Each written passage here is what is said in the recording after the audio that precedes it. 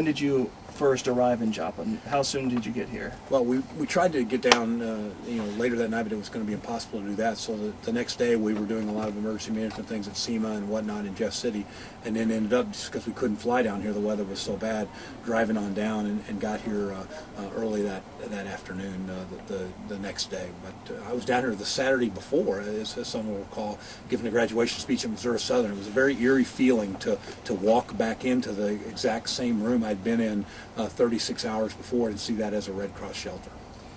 Now, obviously, this is a new experience for so many people, but getting your feet wet with in the governor's seat. What have you learned from this? Well, what have you taken away from it?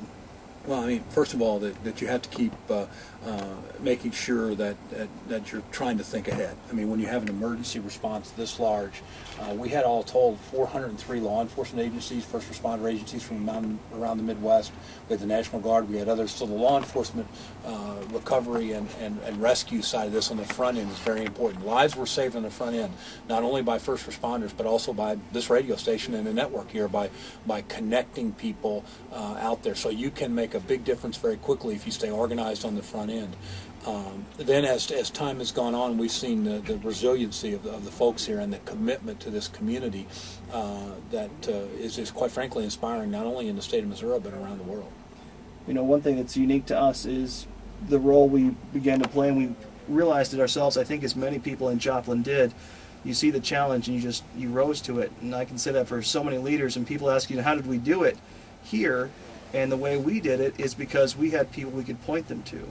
We had I consider our leaders to be top notch in terms of, I knew that I could point them in the direction of Lynn Onstad. I knew that I could point them to the police chief or the fire chief, and they would know what to do. And I've just been kind of inspired by so many leaders in Joplin, just from the person on the street who saw a need and met it. What have you taken away from Joplin in this disaster? Well, that long term, recovery comes from the ground up, comes from inside people and has a will.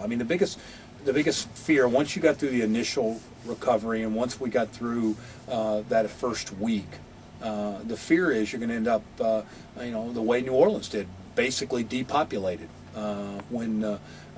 When 14,000 people are made homeless in 19 minutes, when you lose the businesses that you lost here, when you have the schools that have been damaged and destroyed, the real fear you have is that the community will just leave, and that the economy that was in a good shape here, that it would take a generation to return to that. So from the very beginning, we were trying to work with folks to make sure that we could provide whatever assistance and tools for predictability that would guarantee that employers rebuilt, that schools rebuilt and started on time, that the rule of law was kept during this time when people had to search for their belongings, that we were going to be organized and moving debris out of here, and we were going to do it in as quick and safe a fashion. I think one of the other things is to make sure everybody was safe during the process.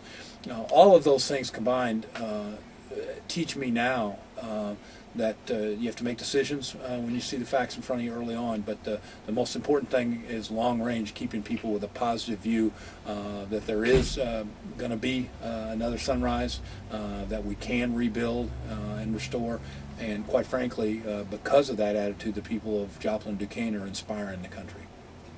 Now, this award or I guess I don't know if I call it an award or what exactly to call it. Maybe you can describe it to me.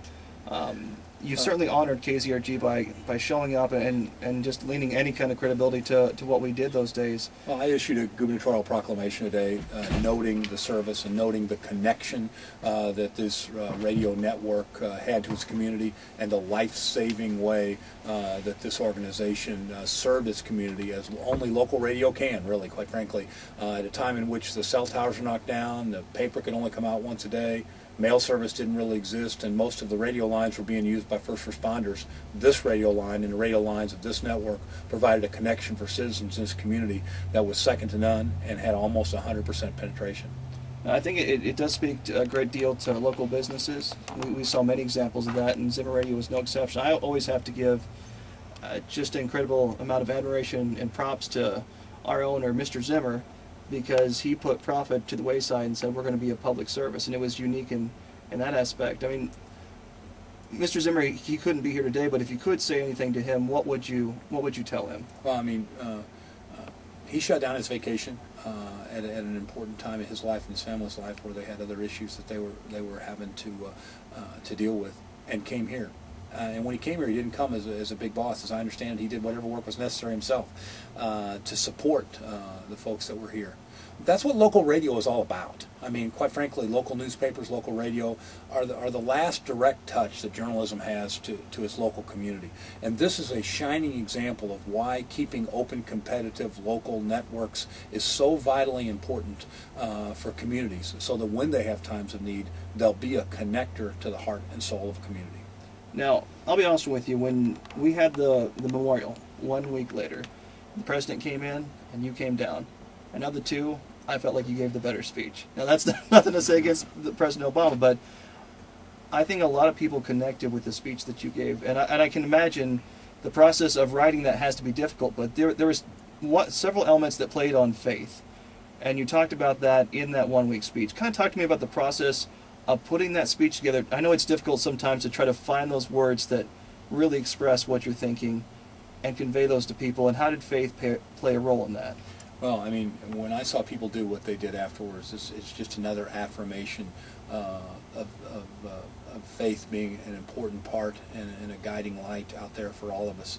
I think, I mean, I could attempt to be eloquent here, but I will have to tell you that Pastor Randy Garris, that spoke at the Governor's Prayer Breakfast for us last week, was moving to the entire audience of 900 people there, and to everybody when he said in his first words, in his first opening thing, was thank you. And that's been one thing that's been amazing to me down here, is that the folks feel so strongly, and they have been so easy to help, because when you work with somebody in Joplin, they're working right next to you, it's because I think they have a deep faith and a deep understanding that this is not just about bricks and mortar. It's not just about possessions they may have lost. This is about the heart and soul of this community, and that soul is tied deeply to a strong faith-based community. I should also note that our churches provided unbelievable help down here. Our faith-based network in Missouri, emergency network, is second to none. And when we call on those folks to have faith in action down here, they were delivering food, they were delivering water. You couldn't, as everybody here knows, I mean, you couldn't walk around the street corner without somebody thanking you for being here and offering you some way to help you make it through the day or night or week. So all of that, I think, is part of a very strong faith in this community that held it together when tested like no other in America. Yeah, Joplin, it seemed to be unique in a lot of ways. I think, you know, it has to be kind of, I know it's an honor to live here, but it has to be kind of an honor as a, you know, when you're a governor and maybe you're surrounded by other governors, to be able to claim Joplin as, you know, Missouri's own. Well, I mean, they're the toughest people in God's green earth. I mean, they just are. I mean, it's just, I remember like yesterday, the crew from the USS Missouri who gave their time, took their leave and came out here to move debris. And so the second or third day they were down here, I went over to talk to them, and they came out of the fields where they'd been moving stuff, and it was 100 degrees and all the other stuff that people know about this last summer. And so I said to their commander, I said, you know, what do you think? And he said, man, these people in Joplin work really hard. I mean, the point is, I'm very, very proud to be associated with a community that got hit with what would be a death knell in many other communities across the country and across the world, and instead are using that as a rallying point to make sure that they come out of this better and stronger than ever. Well, I know I speak on behalf of, I think, literally everyone in Joplin when I say thank you for being here, for continually being here, for not just coming once, but so many more times than we can even count. You were a very, very visual presence, and everyone had the feeling that you truly did care, and that not only did you care from a distance, but you got right in there with the communities and you saw firsthand what needed to be done, and then you made sure that Joplin was taken care of. Absolutely, and we'll continue to do that. Today we were down here today, not only to be at Zimmer Radio, but also to open up Will's Place, named after Will Norton, who was lost there, but equally importantly, to carry on his memory by providing services to kids that have challenges because of the trauma of Joplin, whether they act out at school or they have depression. Those kids need to get access to those services, and standing up that headquarters and standing up that great organization here is just another testament. We're going to be here until all the trees are back to the regular size, until this community is bigger than it was before. I guess a final question. I want to know, has this experience in Joplin, being a part of it in the way that you have, seeing what you've seen, and continuing to do what you do, has it changed you in a personal way? Have you taken away something personally from it? And if so, what is that?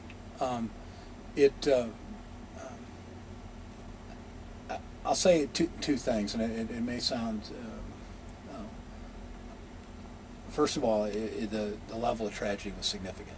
You can't witness what folks here witnessed without carrying a deep sadness. 161 people killed, 1,000 others injured, thousands of homes destroyed. Just a deep, never forgetting kind of feeling about the level of trauma.